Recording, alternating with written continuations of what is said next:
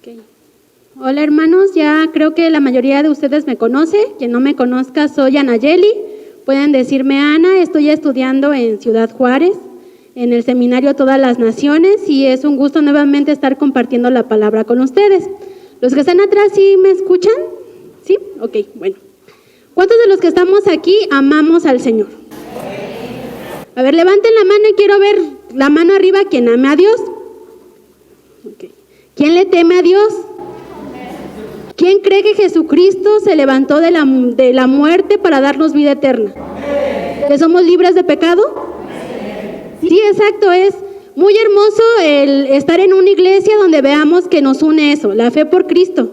No porque nos guste la pintura de la iglesia o la iluminación o la alabanza, no estamos aquí por eso, ¿verdad? Estamos aquí porque amamos a Dios, porque creemos en Jesucristo y estamos aquí porque queremos aprender cada día más de Él, ¿sí o no? Entonces, en este amor y en esta felicidad vamos a orar por la palabra para que sea Dios hablando, no yo. Sabemos que la palabra de Dios ha hablado a través del tiempo, ha hablado en el pasado, va a hablar en el presente y incluso en las generaciones venideras va a seguir hablando. Entonces hay que orar por eso, para que la palabra de Dios pueda caer en nuestros corazones y que podamos también analizarla. Si gustan inclinar su cabeza y vamos a orar. Señor Padre Celestial, nosotros sabemos que tú eres un Dios grande, eres un Dios poderoso, un Dios el cual a través de la historia nos ha mostrado sus milagros y sus grandezas, un Dios el cual podemos tener una relación contigo. Y en esa confianza te pedimos por la palabra que será expuesta el día de hoy. Te pido que no sea yo, Señor, y que con humildad yo pueda exponerla y que tú seas en el corazón de mis hermanos. Sé quitando toda distracción, Padre, y sé permitiendo también que seamos confrontados con tu palabra, pero también encontremos ánimo en ella. Te damos muchas gracias, Padre, porque no estamos en un país en el cual somos perseguidos, sino que podemos predicar libremente el Evangelio. Podemos predicar libremente, Señor, que somos salvos y tenemos vida eterna. Y eso nos da confianza, Padre, para poder seguir actuando y viviendo en ti. Te damos gracias. Amén. Bueno, somos poquitos, así que probablemente participemos la mitad. Así que les voy a ir dando unos versículos, así que los van a ir buscando y cuando yo diga, lean ese versículo, los leen, ¿sí? Entonces comenzamos con Pepe. ¿Podrías buscar Génesis 2, 15, 17? Ok. Pastora, Éxodo 32, 1. Usted, pastora. Éxodo 32, 1. Hermana, Éxodo 32, 6, 8. Y pastor, Éxodo también 32, 14 nada más. Y el hermano Juan está ocupadito, así que comenzamos aquí, hermana. Josué 7, 1. ¿Quién más tiene Biblia? Levanten la mano para saber a quién le doy. A ver, Iván, Josué 8, 1. Josué. Y César, Jueces 17, 6. A ver, ¿quién más tiene Biblia para que? A ver, hermana. Y Jueces también 17, 21, 25. Y la hermana Janet, Isaías 42, 21, 25. Y usted, hermana, a ver, Oseas 5, 4, 7. Y la última, ¿quién la quiere leer? La hermana Gaby, Miqueas 4, 1, 3. ¿Sí, ya todos lo tienen? Ok. Bueno, la pastora va a leer primero, no, fue Pepe. Sí, Pepe, porfis. Tomó pues Jehová Dios al hombre y lo puso en el huerto de Edén, para que lo adorara y lo guardase. Y mandó Jehová Dios al hombre, diciendo: de todo árbol del huerto podrás comer, mas del árbol de la ciencia del bien y del mal no comerás, porque el día que él comieres, ciertamente morirás. Ahí vemos que Dios empieza a decirle a Adán que el único mandamiento en ese tiempo era no comer del árbol ¿de qué? Y en el capítulo 3, ¿qué es lo que vemos? Que se lo come, ¿verdad? Vemos que pues Eva se lo come, luego va con Adán, le dice, mira qué jugoso fruto, y pues se le antoja y se lo comen, ¿verdad? Entonces ahí fue cuando Dios los expulsa. Entonces ahorita vamos a ir a Éxodo 32, 1. Viendo el pueblo que Moisés tardaba en descender del monte, se acercaron entonces a Aarón y le dijeron: levántate, haznos dioses que vayan delante de nosotros, porque a este Moisés, el varón que nos sacó de la tierra de Egipto, no sabemos qué le haya acontecido. Hermana, por favor, Éxodo 32, 6, 8.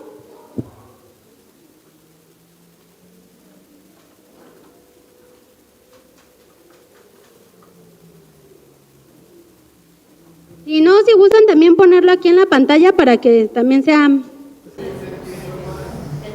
al día siguiente los israelitas madrugaron y presentaron holocaustos y sacrificios de comunión. Luego el pueblo se sentó a comer y a beber y se entregó al desenfreno. Entonces el Señor le dijo a Moisés: baja, porque ya se ha corrompido el pueblo que sacaste de Egipto. Demasiado pronto se han apartado del camino que les ordené seguir, pues no solo han fundido oro y se han hecho un ídolo en forma de becerro, sino que se han inclinado ante él y han ofrecido sacrificios y han declarado: Israel, aquí tienes a tu Dios que te sacó de Egipto. Pastor, Éxodo 32, 14, por favor. Dice: entonces Jehová se arrepintió del mal y dijo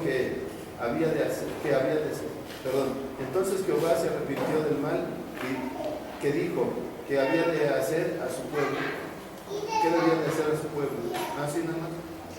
Ahí vemos en Éxodo que Jehová saca a su pueblo de Egipto, van por el desierto, sube Moisés a que le den los 10 mandamientos.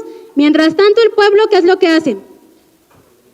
Se corrompe, empiezan a hacerse a un Dios, empiezan a entregarse al desenfreno y empezar a adorar a ese Dios que sabemos de que no era el verdadero, y empezaron a decirle: este Dios es el que te sacó en Egipto, dice Aarón, ¿verdad? Entonces, tal vez ahorita digan, no tienen nada que ver los versículos que les estoy dando, pero al final verán que sí tienen que ver. Entonces vamos con Josué 7:1, ¿a quién le...? ¿Sí, hermana? Pero los hijos de Israel cometieron una predicación en cuanto al anatema, porque Acán, hijo de Amán, hijo de Sobí, hijo de Sera, de la tribu de Judá, tomó del anatema, y la ira de Jehová se encontró contra los hijos de Israel. Se encendió contra los hijos de Israel. Ok, ¿quién tiene Jueces 8:1? Josué, sí, era Josué. Sí, ¿quién tiene Josué 8? Jehová dijo a Josué: no temas ni desmayes, toma contigo toda la gente de guerra, levántate y sube a Ai. Mira, yo he entregado a tu mano al rey de Ai, a su pueblo, a su ciudad y a su tierra. Ahí vemos que en los tiempos de Josué eran tiempos donde eran de conquista. Y una cosa le pidió Dios a su pueblo, que si ellos no olvidaban las leyes y las obedecían, Él jamás iba a abandonar a su pueblo. Y empiezan a conquistar y les piden: deben ir a conquistar a este pueblo, pero no deben tomar nada. Nada deben tomar porque es pecado. Y vemos que un hijo de Israel se para y toma lo que no era suyo. Entonces ya Dios ya no les empieza a dar la conquista. Y empieza ya a decirle, ya sabemos la historia de que Josué empieza a purificar al pueblo para que Dios les diga quién es el culpable. Vemos que descubren quién es el culpable y muere, ¿verdad? Entonces vamos ahora con Jueces 17:6. En aquellos días no había rey en Israel, cada uno hacía lo que bien le parecía. Ok, ahora Jueces 21:25. ¿Quién lo tiene? Ahora sí. Hermanas, si gustan leerlo también de la pantalla. En aquella época no había rey en Israel, cada uno hacía lo que le parecía. Eran tiempos difíciles en los tiempos de Jueces. No había rey y cada quien hacía lo que bien le parecía. ¿Y a ellos les parecía hacer lo bueno? Si leemos Jueces, no, ¿verdad? Vemos que Dios levanta a un juez, juzga al pueblo, permite que conozcan nuevamente las leyes, conocen las leyes y todo, pero nuevamente muere el juez vuelve nuevamente a caer al pecado y vuelve nuevamente así, ¿verdad? Entonces, por eso en esos dos versículos, de hecho, si definiríamos en un enunciado el libro de Jueces sería este. En estos días no había rey en Israel y cada uno hacía lo que bien le parecía. Así podemos resumir el libro de Jueces. Vemos que eran tiempos difíciles donde ellos no tenían rey, no tenían en sí una guía, pero también porque no ponían la mirada en Dios. Ahora vamos con Isaías 43:21. ¿Quién lo tiene?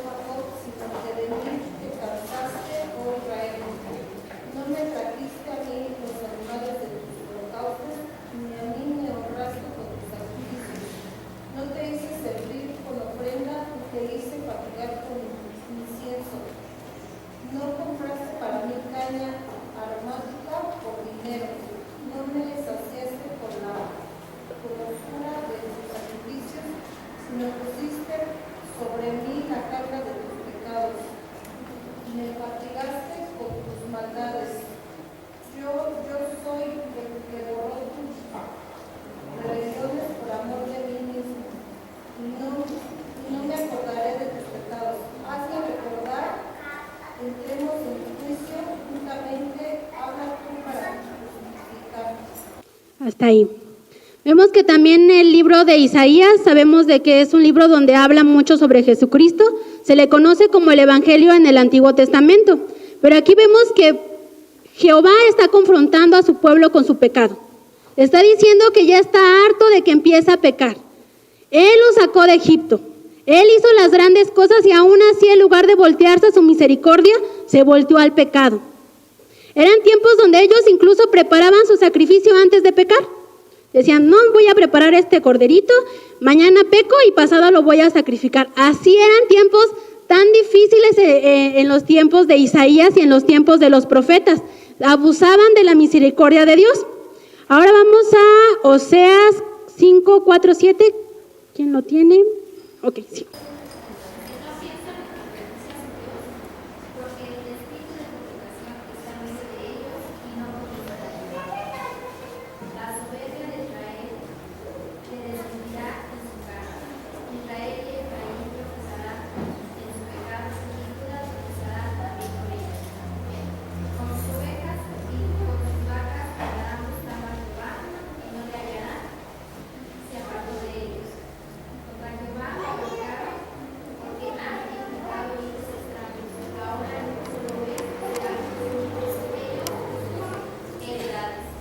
El libro de Oseas es uno de mis libros favoritos porque compara al pueblo de Israel con una prostituta. Tanto es así que dice, tanto es tu pecado, tanto te has manchado, tanto has hecho, que eres una prostituta. Yo que te consideraba como mi novia, como mi esposa, limpia, pura, has permitido y te has acostado con otros dioses. Y por tanto va a haber castigo sobre ti, pero da esperanza. Al final yo nuevamente te recogeré, nuevamente te limpiaré y nuevamente te pondré en mi mano. Esa era la promesa de Oseas. Y por último, Miqueas 4:1-3. Acontecerá en los postreros tiempos que el monte de la casa de Jehová será establecido por cabecera de monte, y más alto que los collados, y correrán a él los pueblos. Vendrán muchas naciones y dirán, venid, y subamos al monte de Jehová, y a la casa del Dios de Jacob, que nos enseñará en sus caminos y andaremos por sus veredas. Porque de Sión saldrá la ley y de Jerusalén la palabra de Jehová. Y él juzgará entre muchos pueblos y corregirá naciones poderosas hasta muy lejos. Y martillarán sus espadas para asadores y sus lanzas para osos. No alzará espada nación contra nación, ni se ensayarán más para la guerra. Bueno, ¿qué podemos aprender de estos versículos? Alguien que se ponga de pie y me diga, yo creo que tienen en común esto, aparte de que son palabra de Dios, ¿verdad? A ver, hermana Gaby, póngase de pie y díganos. Sí, hermana.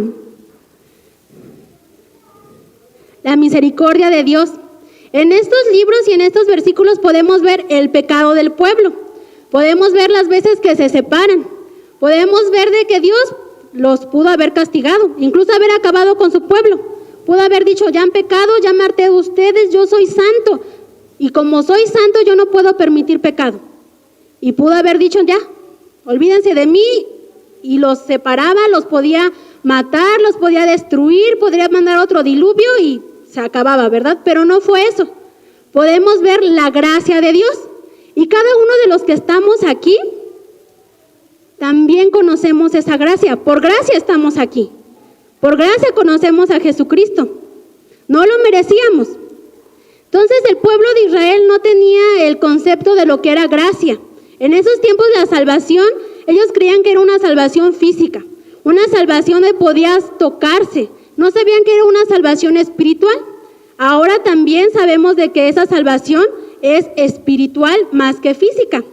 Y ahora tenemos más claro el concepto de qué es gracia y qué es misericordia. Hace unas prédicas, Lili predicó sobre la gracia de Dios. Entonces yo sé que ustedes estuvieron, la mayoría estuvo aquí, yo creo. Entonces voy a pedir de que un valiente se ponga de pie y me diga, esto es gracia. A ver, Sarita. ¿Qué es gracia? Fuerte.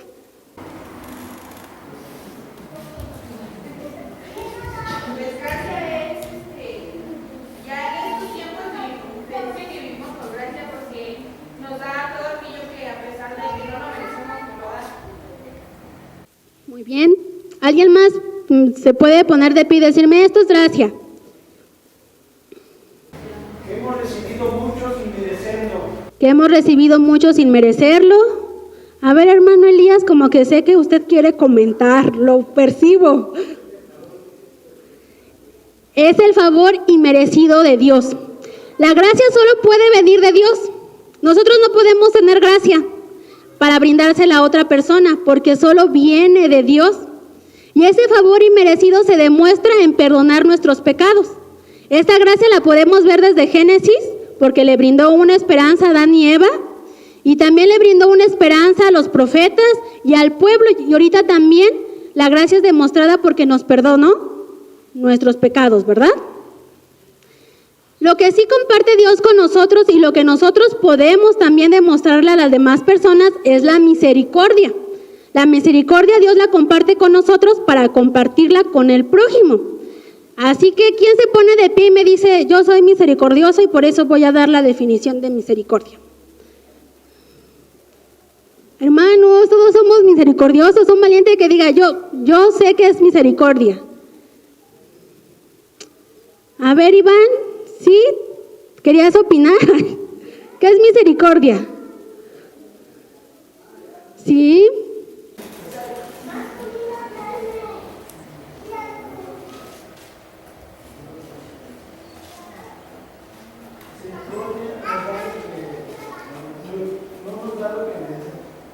Misericordia no nos da lo que merecemos. ¿Alguien más?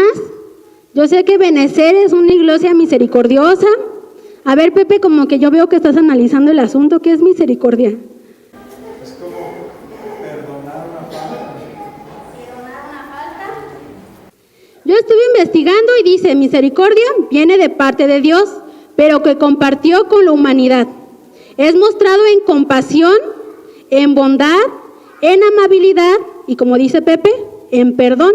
Eso nosotros podemos demostrarlo con las demás personas y con nuestro prójimo, así que hay que repetirlo. Muestra compasión. Fuerte, hermanos, compasión, bondad, amabilidad y perdón. A ver, alguien que se ponga de pie y me lo diga. A ver, mi hermana Gaby, yo te puso mucha atención.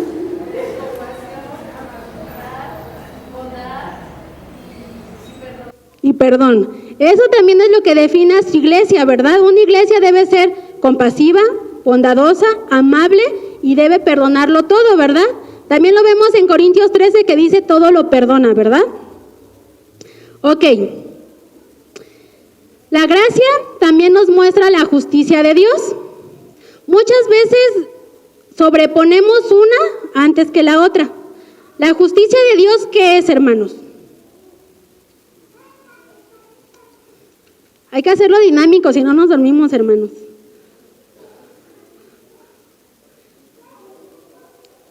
A ver, alguien que diga, yo más o menos creo que esto es justicia.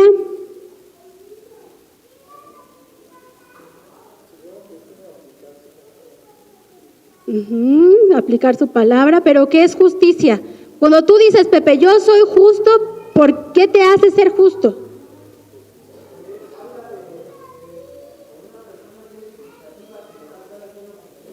Que le da a cada quien lo que merece. Entonces, su gracia nos demuestra la justicia de Dios. No, ¿verdad? ¿Qué es lo que merecíamos? Muerte eterna. Pero ahí nos demuestra la gracia de Dios, porque no nos dio muerte eterna. Bueno, al menos no a todos. Los que estamos aquí al menos tenemos la esperanza que no.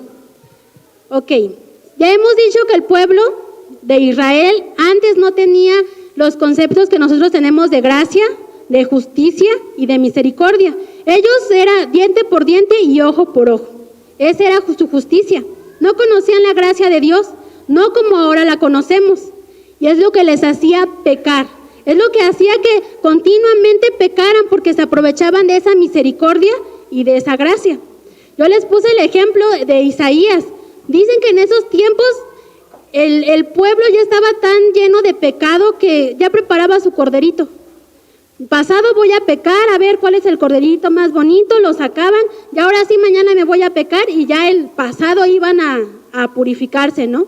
Y creían que eso era que comportarse justamente porque estaban cumpliendo con lo que les tocaba, pedir perdón.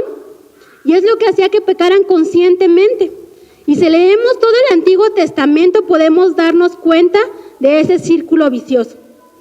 El círculo vicioso de peco, pido perdón, Dios me perdona, y otra vez peco, y así iban. Podemos verlo en los tiempos de jueces, cuando pedían perdón, clamaban a Dios, Señor, libérame. Y les mandaba un juez, los libertaba, volvían a caer y otra vez. En los profetas también podemos ver ese círculo vicioso de peco, pido perdón y ya Dios me perdona, ¿verdad? Y ese era lo que hacía que el pueblo no tuviera tampoco la justicia de Dios, y Dios les enseñó lo que era la justicia. ¿Cómo les enseñó Dios la justicia a su pueblo? ¿No? A ver, ¿quién ha leído los profetas? ¿No? ¿Alguien que haya leído los profetas y diga, más o menos tengo una idea? ¿Cómo Dios mostraba la justicia a su pueblo?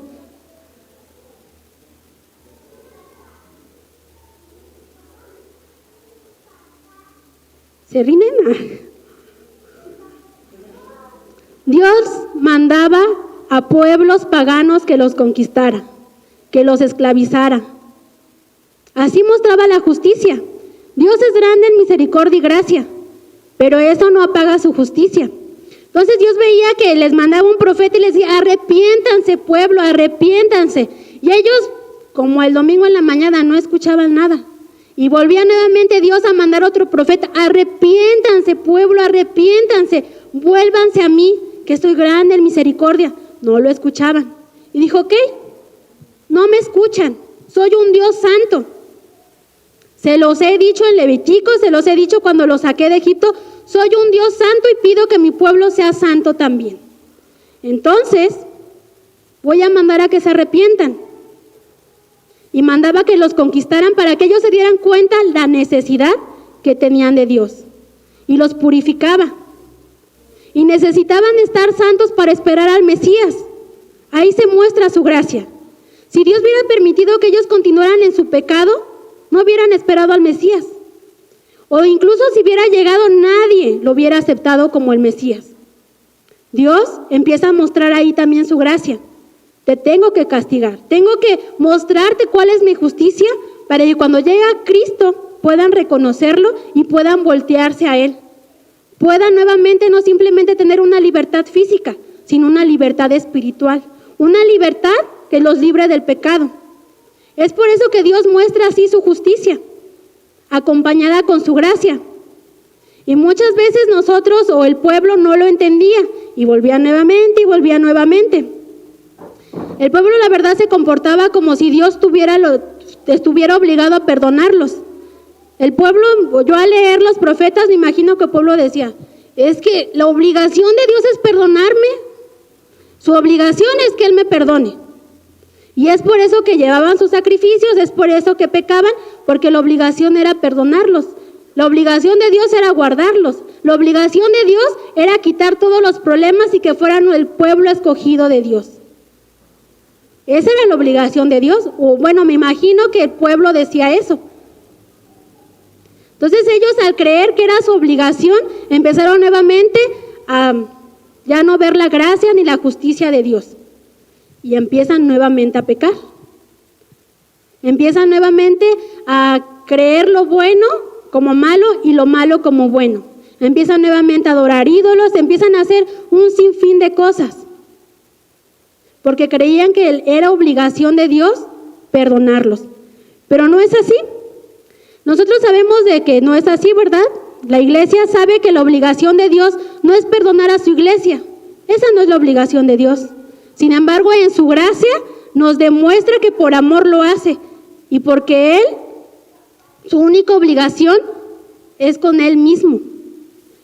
Y leyendo el devocional, ¿quién lee los devocionales Vida en Él? ¿Quién leyó el devocional de diciembre? ¿Leyeron la meditación del día 27?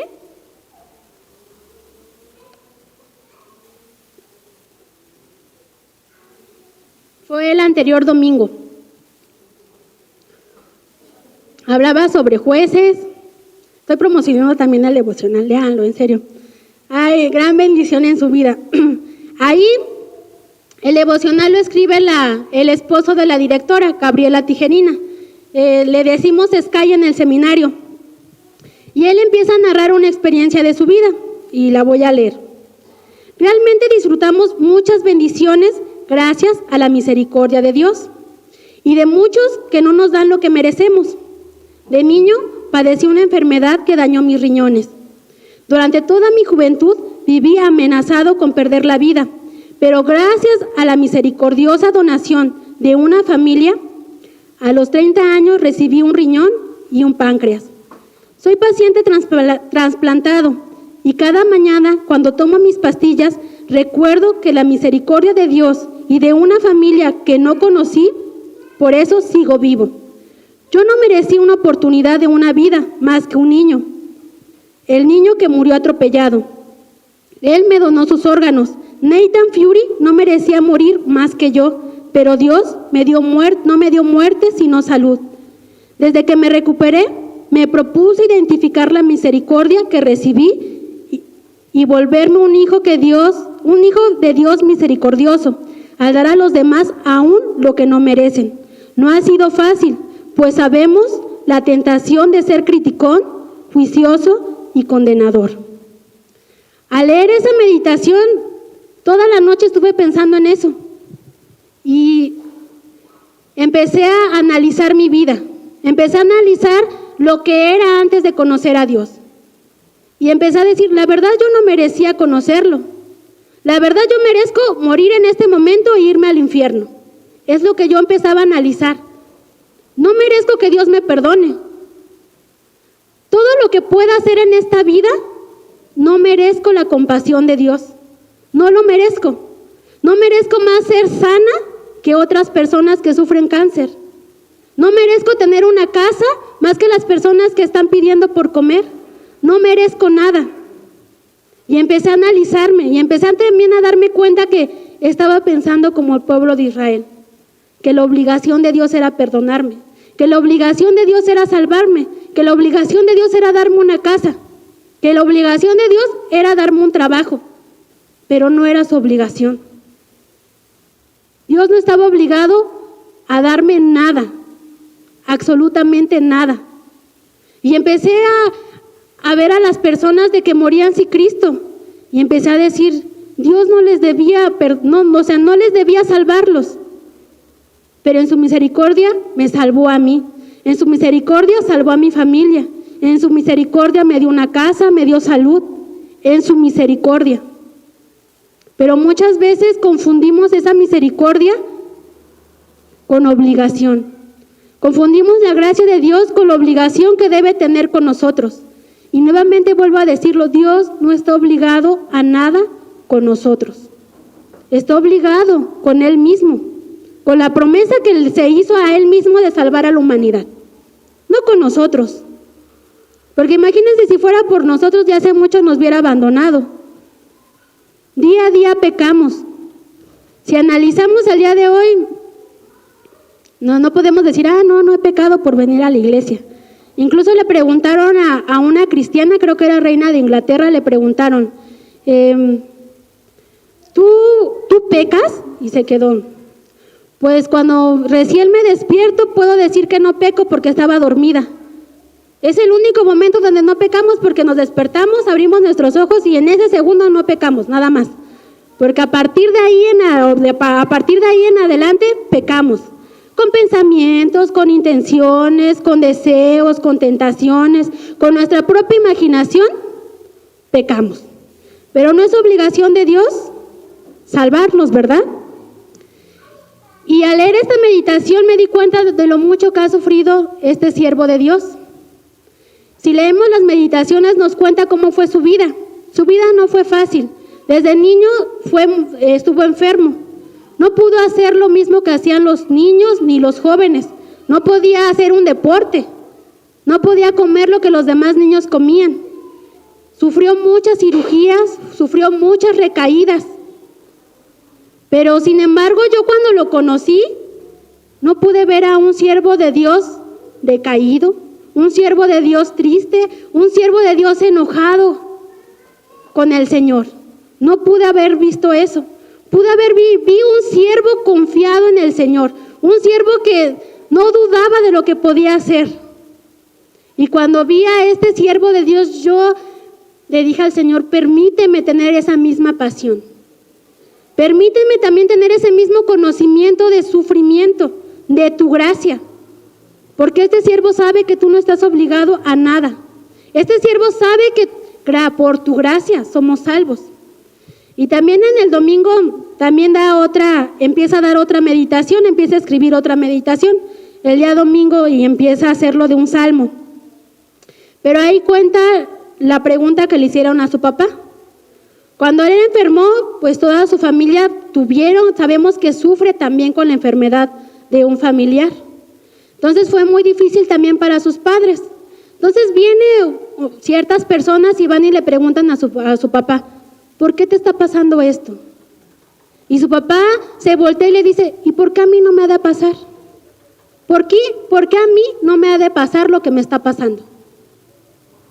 Y narra Sky. Gracias a eso mis padres me enseñaron el significado del sufrimiento. Y gracias a que tuve el significado de sufrimiento, pude entender y comprender la Biblia. Te enseña a no malinterpretarla. Porque ¿por qué a mí no me ha de pasar la enfermedad? ¿Por qué yo no he de estar enfermo? ¿Por qué yo no he de tener un hijo enfermo? Le decía así su padre. No soy mejor que los demás para decir a mí nada me va a pasar. Y ahí es cuando yo empecé a analizarme y estas palabras no me dejaban dormir. Porque empecé a analizarme y dije, muchas veces estoy equivocada. Muchas veces yo doy por hecho que la gracia de Dios está en mí, y sí está en mí, pero no es una obligación. No veo la misericordia de Dios. Me acostumbro a esa gracia, me acostumbro a esa misericordia. Y nos acostumbramos, y muchas iglesias empiezan a hacer lo de Israel. Empiezan a hacer ese circulito. ¿Pequé? Yo sé que Dios me va a perdonar, me arrepiento, Dios me perdona, se me olvida otra vez y vuelvo a hacer lo mismo, porque creemos que es una obligación, porque vivimos en la gracia y no comprendemos el significado de la gracia y olvidamos la justicia de Dios. Bien lo decía el hermano Juan, la justicia es darle a cada quien lo que merece. Y Dios lo mostró. Muchas veces le dijo a su pueblo, arrepiéntete. Ok, ¿no hiciste caso? Voy a mostrarte misericordia, pero a través de la justicia. Antes de que sea demasiado tarde y tú te vayas a la perdición eterna, te voy a tener que mostrar mi justicia. Y en medio de la justicia, en medio de las pruebas, en medio de la enfermedad, es cuando podemos ver más claramente a Dios. Cuando estamos cómodos, cuando tenemos todo, no vemos con claridad a Dios. Pero cuando hay enfermedad, lo que hacemos, Señor, muéstrame un milagro, muéstrame tu poder. Y ahí es cuando reconocemos que Dios es poderoso. Pero cuando tenemos dinero y salud, nos quedamos, sí, pues Dios es poderoso, yo lo sé. Pero cuando estamos enfermos, realmente clamamos por el poder de Dios. Cuando realmente tenemos una prueba, clamamos para que Dios sea dándonos la sabiduría para enfrentar esa prueba. En las pruebas vemos más claramente a Dios. Y muchas veces por eso Dios manda pruebas a nuestra vida. Para que nosotros nos demos cuenta con claridad quién es nuestro Dios. Los milagros que puede hacer Él. Cada uno de los que estamos aquí conocemos a Dios. Y cuando llegamos al Evangelio, lo primero que nos predican es... ¿De qué nos predican primero cuando conocemos de Dios y nos enseñan primero? Del amor de Dios. Dios es amor. Dios tiene gracia abundante para ti. Después de que nos enseñan primero del amor, después de la gracia, después de la misericordia.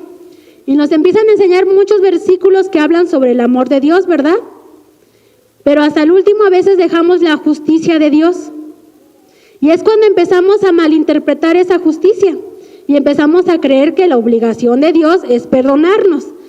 Y empezamos a enfocarnos como el famoso versículo Juan 3:16, que ¿cómo dice?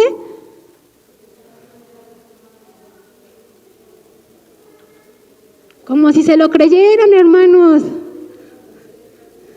La mayoría de nosotros es uno de los primeros versículos que nos aprendemos cuando llegamos al Evangelio, ¿no? Y empezamos a olvidarnos de los versículos como Romanos 2:6. Hermano, Romanos 2:6, por favor.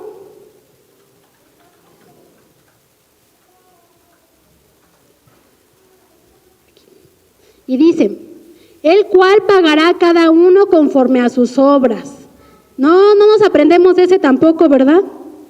También olvidamos que Dios manda sufrimiento a su pueblo para ser probados. Y olvidamos también Romanos 4:12, ¿sí es Romanos? 4:12-13. Bueno, lo voy a leer, aquí lo tengo. Amados, no os sorprendáis del fuego que prueba a los que han... No, espérense. Amados, no os sorprendáis del fuego de prueba que os ha sobrevenido, como si alguna cosa extraña os aconteciese, sino gozaos por cuanto son partícipes de los padecimientos de Cristo, para que también en la revelación de su gloria gocen con alegría. Ese tampoco no lo aprendemos, ¿verdad? Pablo 8:18. Romanos 8:18. Ya estoy inventando nuevos libros, hermanos. Y dicen, pues tengo por cierto que las aflicciones del tiempo presentes no son comparables con la gloria venidera, que en nosotros ha de manifestarse. Entonces vemos que hay muchos versículos que nos muestran el amor de Dios, pero también nos muestran la justicia, nos muestran el padecimiento que hemos de sentir, nos muestran también del juicio que Dios va a tener a todos los que estamos en la tierra, ¿verdad? Pero olvidamos muchas veces hablar sobre la justicia de Dios. Hablamos sobre la justificación. Por fe somos justificados. Por fe somos santificados. Por fe, sí. Pero no olvidemos la justicia de Dios. Porque si bien estamos en un tiempo de gracia, en la segunda venida de Cristo va a haber justicia. Y a cada uno se le va a dar según sus obras. No porque las obras nos salven, sino porque las obras son el fruto de nuestra fe.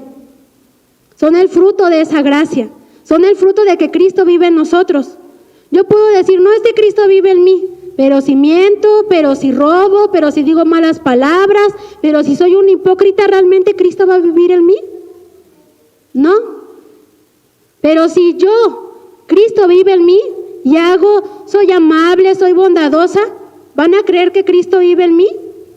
Sí, porque es respuesta a que Cristo vive en mí, voy a tener buenas obras.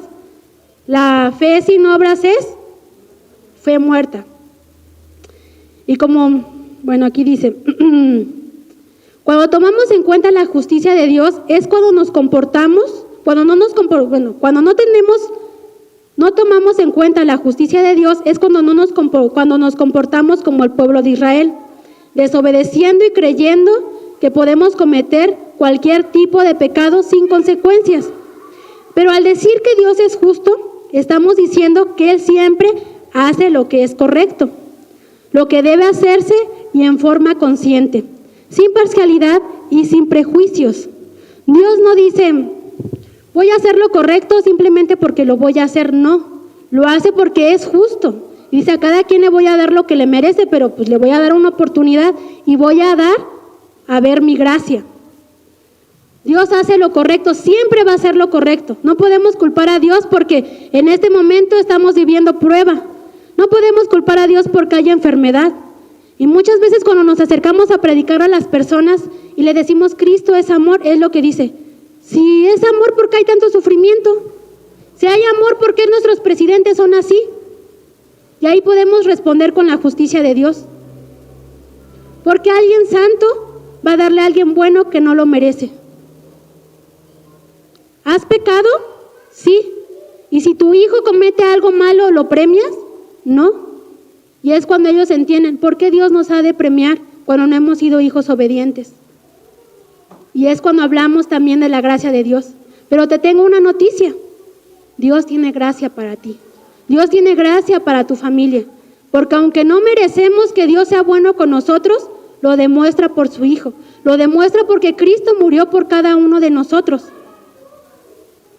Pero cuando simplemente nos enfocamos en la gracia, en la gracia, en la gracia, no podemos dar respuesta a estas preguntas que la gente nos hace. Porque hay sufrimiento, porque hay enfermedad.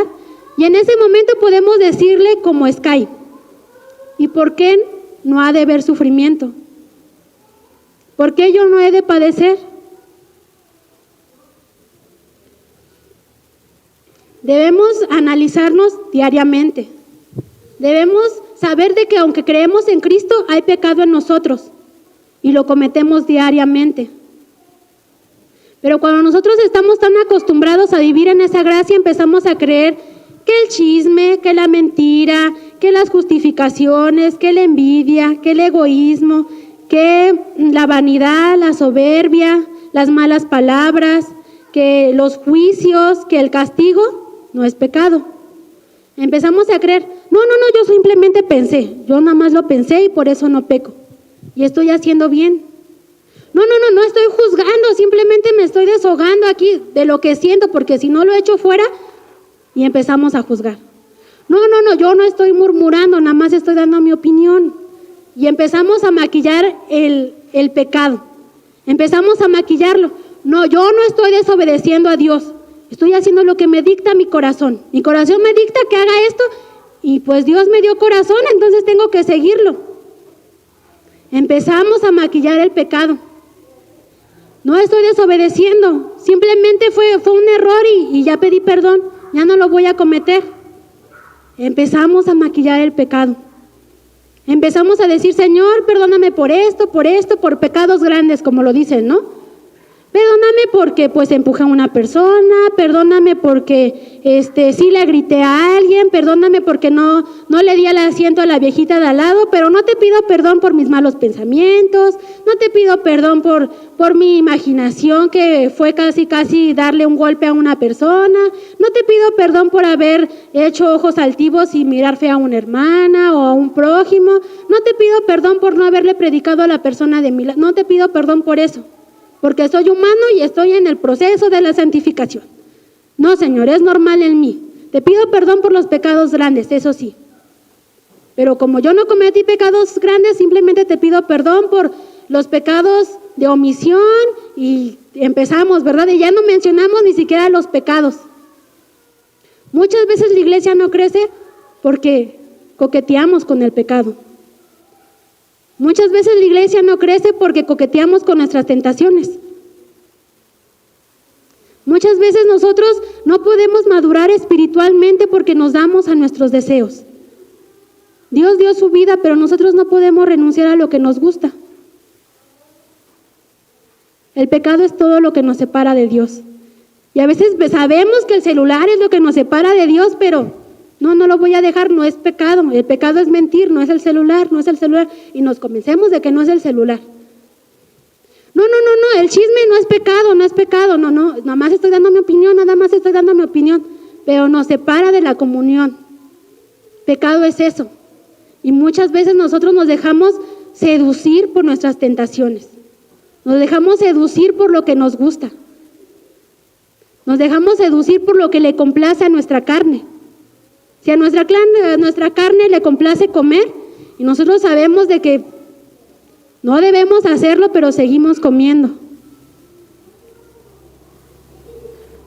Muchas veces, y lo digo porque muchas de mis compañeras o conocidas que son cristianas, muchas veces creemos que tener un novio del mundo o incluso cristiano no nos va a separar de Dios. Lo creen, firmemente lo creen. Y entran al noviazgo. Dice, no es pecado. Y yo no digo que el noviazgo sea pecado. Aclaro, el noviazgo no es pecado, siempre y cuando el centro de tu noviazgo sea Dios. Que el centro de tu noviazgo sea Cristo, ahí no es pecado. Pero muchas de mis conocidas creen que mientras que sea cristiano, no me va a separar de Dios. Y nos damos a esa tentación. La tentación de ser una novia, la tentación de formar una familia, pero empieza a ser tentación cuando no está el centro, Cristo. Y empiezo a ver cómo ellas empiezan a separarse poco a poco del propósito que Dios tenía en ellas. Y causa dolor en mi corazón porque antes me decían, es que yo quiero hacer esto, yo quiero hacer el otro, quiero ser misionera, quiero ser evangelista, quiero predicar, quiero traducir la Biblia en otro idioma, quiero ir a las naciones, a un pueblo donde no conozcan de Cristo. Pero cuando empiezan en su noviazgo, empiezan a apagarse. Empiezan sí, pues sí, yo sí quiero ser misionera, pero primero pues me voy a casar, voy a tener una familia y no está mal, pero ya no lo dicen con el mismo gozo. Su gozo no es voy a tener una familia, voy a educar a mis hijos en los caminos de Cristo, ya es voy a tener una familia. Y empiezan a dejarse llevar por la tentación, empiezan a apartarse de la confianza y de la gracia de Dios. Y es triste, porque es en lo que más batallamos los jóvenes.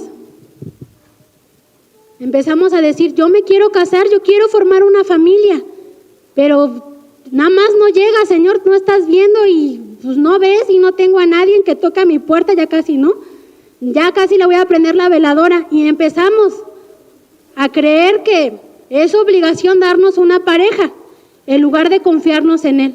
Señor, como tú me salvaste, también confío que en tu gracia vas a tener a una mujer, a un hombre conforme a tu corazón que me ayude a servirte.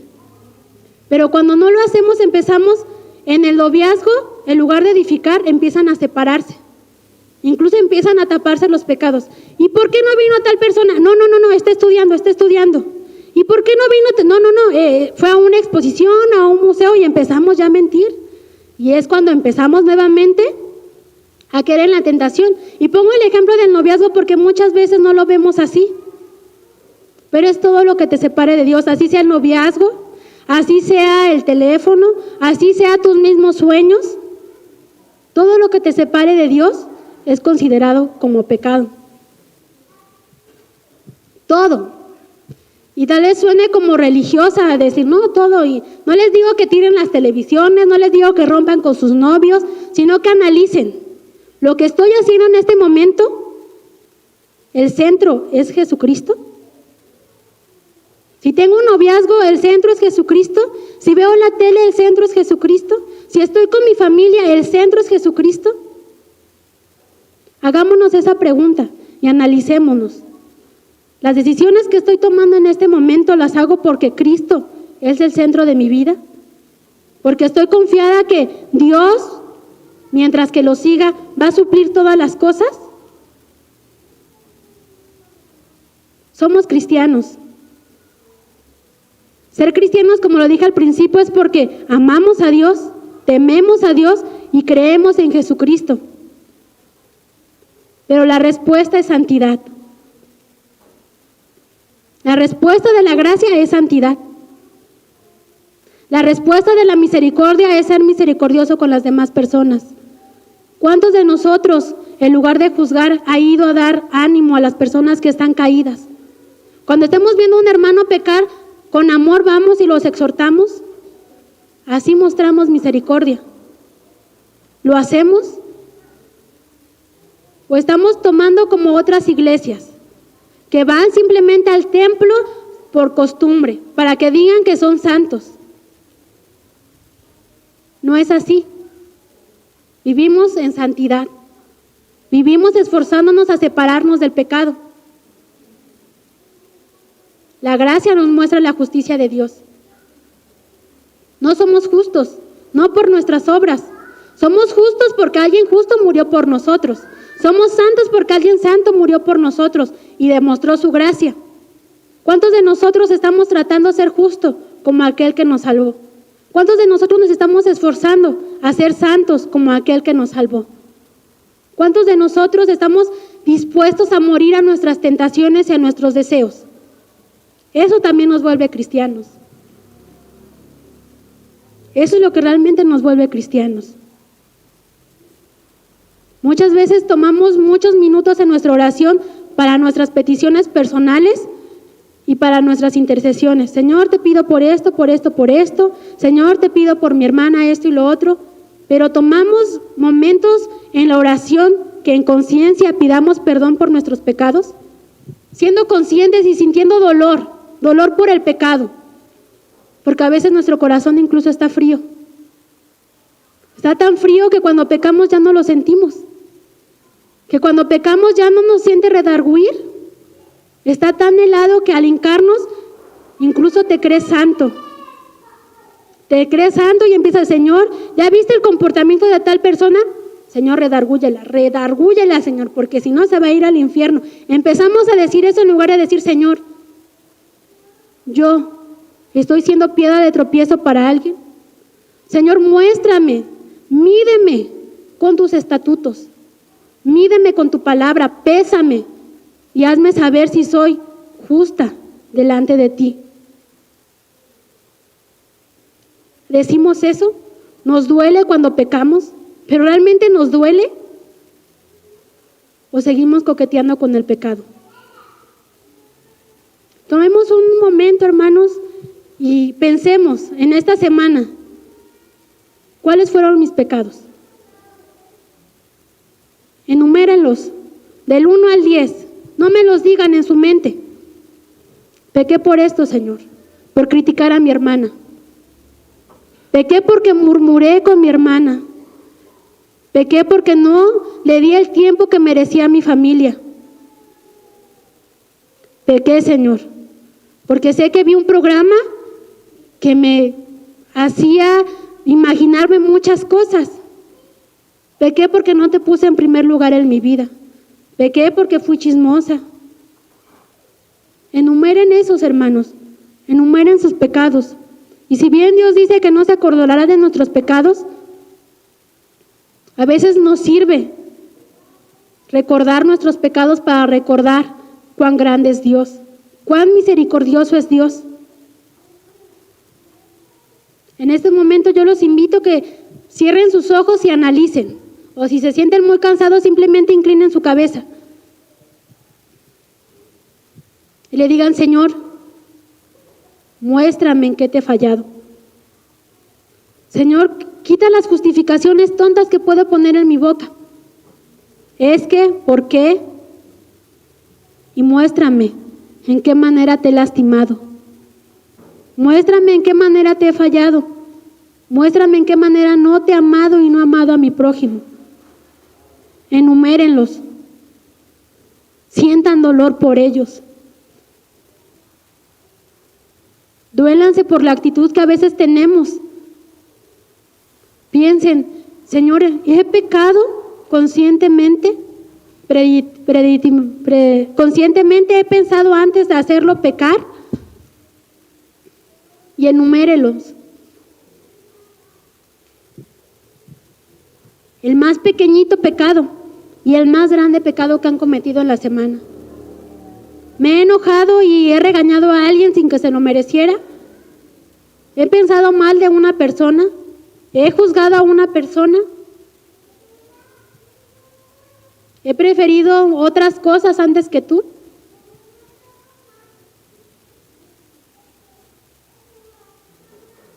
No he respetado a mi familia. No he honrado a mi familia. No he amado a mi padre, a mi hermana, a mi esposa, como lo dice tu Biblia. ¿No lo he hecho? Muéstramelo, Señor, si no lo he hecho. Y pon dolor en mi corazón. Pon tristeza en mi corazón. Hazme sentir el dolor que tú sientes cuando nos ves pecar. Pon un corazón de carne, Señor, y no un corazón frío, no un corazón de roca, no un corazón apático que no le importa. Muéstrame, Señor, en qué te he fallado. No permitas que sea como el pueblo de Israel, que se burla de tu gracia, que cree que estás obligado a perdonarme. Y perdóname si lo he hecho. Perdóname también si no he recibido la exhortación de un hermano que me dice que me estoy equivocando con amor. Muéstrame si no he sido un buen padre para mis hijos, si no he sido un buen ejemplo para mi esposo o mi esposa, si no he sido un ejemplo para mis hermanos, para mis padres, incluso para los siervos que sirven conmigo. Muéstrame, Señor, si no he sido ese testimonio. Muéstrame si estoy siendo tibio en este momento. Y cuando tengamos nuestros pecados, pidamos perdón. Señor, sabemos que tú eres grande en misericordia, que tu gracia es infinita. Y no huimos de tu justicia, sino que estamos confiados en tu gracia y pedimos perdón. Pedimos perdón por estos pecados y también pedimos fortaleza para no volver a cometerlos. Sabemos de que no estamos libres de pecado. Sabemos, Señor, que en tu gracia podemos estar confiados que algún día estaremos en eternidad, pero no permitas de ninguna manera que nos aprovechemos de esa gracia. Pedimos fortaleza, Padre. Pedimos fortaleza para que moramos al pecado, para que dejarnos seducir por las tentaciones. Pedimos fortaleza, Señor, para seguir en este camino. Pedimos fortaleza para cuando estemos delante de ti, podamos decir, me esforcé, Señor, morí al pecado. Estamos resucitados en ti, Señor. Perdónanos y te pedimos fortaleza por las pruebas que han de venir. Pedimos fortaleza por el futuro que nos espera y que es incierto para nosotros. Escudriña nuestro corazón cada día. Guárdanos. Y que todos los días, antes de dormir y al despertarnos, podamos analizarnos. ¿He pecado? ¿He dejado que mi orgullo, la soberbia, mi carácter, nuble mi entendimiento de ti? Perdóname, Señor, si he dejado que todo eso no me deja verte claramente, por maquillar al pecado y maquillarte a ti. Y en este momento voy a hacer una invitación. Y no quiero que vengan porque se sienten tristes en este momento. No quiero que se pongan aquí adelante porque sienten algún tipo de emoción en este momento, no. Quiero que quien venga adelante lo haga porque quiere hacer un compromiso con Dios. Y quiere que sus hermanos sean testigos de ese compromiso. Voy a pedirle a hermanos que quieran hacer ese compromiso con Dios, que se pongan de pie y estén aquí enfrente. Y que le pidan al Señor ese corazón. Que nos haga un corazón como el suyo. No espero que venga toda la iglesia. Solo espero que vengan siervos comprometidos. Siervos que estén dispuestos día a día a analizarse y de pedir perdón conscientemente. y que empiecen a hablar con Dios, a pedirle fortaleza al Señor de todo corazón, a decirle: Señor, soy débil. Comparado contigo no soy nada. Y sé que va a haber pruebas, sé que va a haber tentaciones, incluso sé que va a haber sufrimiento, pero permíteme santificarme en ti. Permíteme que día a día pueda esforzarme a morir al pecado, a morir a lo que me separa de ti. Cuando hagan ese compromiso y se pongan de pie y pónganse aquí adelante, Dios también sabrá que lo están haciendo y será una gran responsabilidad para ustedes. Al pararse aquí están aceptando la responsabilidad que te aceptan, no con el hombre, no conmigo, no con el pastor, no con la iglesia, sino con Dios. Pidan esa fortaleza al Señor. Cantamos alabanzas donde decimos que queremos que nos enseñe su justicia y su verdad. Pidamos eso, que nos enseñe su justicia, que nos enseñe su verdad, que nos enseñe su palabra, pero realmente anhelándolo con todo nuestro corazón.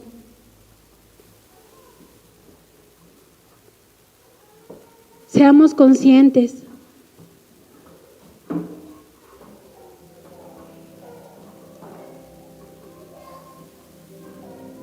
Señor, en el nombre de tu Hijo amado Jesús, sé, Padre, que estamos en un proceso y hasta que estemos en tu presencia no podremos decir estamos libres de pecado. Pero permítenos, Señor, que como iglesia, que como un solo cuerpo, día a día luchemos por santificarnos, que día a día nos esforcemos por huir de la tentación, por huir de los deseos, por huir del placer que tal vez nos haga separarnos de ti. Señor, te necesitamos. Cada día de nuestra vida te necesitamos. Permítenos ser conscientes de esta necesidad. Esta necesidad, haznos ser conscientes de que no va a desaparecer con lo que nos puede ofrecer el mundo, sino que podemos solo cubrirla y sentirnos satisfechos cuando vemos tu justicia, cuando vemos tu gracia, cuando realmente podemos entregarte todas nuestras preocupaciones en tus manos. Muéstranos, Señor, cómo quieres que sea, cómo quieres que me comporte, cuál es mi propósito. Si hemos estado luchando contigo, danos descanso. Si hemos estado luchando contigo, permítenos reconocerlo y permítenos rendirnos a ti. Permite que podamos rendirte nuevamente en nuestro corazón, nuevamente en nuestra mente. Danos tu fortaleza, la cual no se compara con nada. Danos tu palabra de ánimo, las cuales alegran nuestro corazón. Pon gozo en nuestro corazón, no como el gozo que nos brinda el mundo, que es momentáneo, sino el gozo que es eterno, que el gozo que sabemos que jamás nada nos podrá arrebatar de ti. Tenemos la esperanza, Señor, de algún día estar en tu presencia, de estar enfrente de ti, de poder contemplarte, sabiendo que no lo merecemos. Nos dejarás alabarte, nos dejarás adorarte y podremos decir somos santos. Podremos decir por ti ahora somos completamente muertos al pecado. No permitas que nos desviemos de tu camino. No permitas que vayamos a diestra o a siniestra, sino que vayamos con la mirada fija en ti. Que no nos separemos de esa mirada, de esa meta, de ese premio. Quita confusión de nuestra mente. Quita Quita esas palabras engañosas que trata de decirnos Satanás. No puedes. Dios no está contigo. Estás totalmente solo.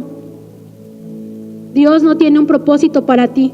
A Dios no le importa tu problema porque hay más cosas más importantes que tú. Dios ahora quiere que escuchemos su voz clara. La voz que nos dice: te amo. Y demostré ese amor en la cruz. Te amo y no te voy a abandonar. Y te amo tanto que te voy a corregir cuando te equivoques. Te amo tanto que aun cuando te sientas solo, aun cuando me des la espalda, voy a estar contigo, aferrado a ti. Aún en los momentos difíciles donde tú creas que ya no hay solución, yo voy a estar contigo. Que podamos escuchar la voz de Dios claramente y decir: mandaré pruebas a tu vida, sí, pero también te daré la fortaleza para seguir adelante. No te olvides de mi justicia, no te olvides de mi gracia, no te olvides de misericordia y no te olvides de mi palabra. No cometas los errores que cometió el pueblo de Israel. Ríndete completamente a Él como iglesia, porque como iglesia fuimos mandados. Pidamos perdón, no solo por nuestros pecados, sino por los pecados de las demás personas. Seamos conscientes.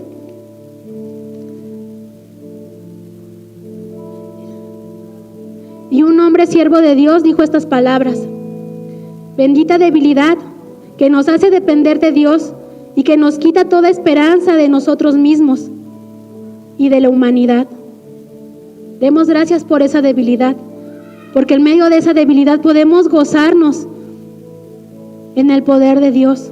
En esa debilidad podemos ver lo inútiles que somos y lo grande y poderoso que es Dios. Conscientemente hagamos una oración, a conciencia. Entreguémosle todo al Señor y pidamos fuerzas, pidamos ánimo.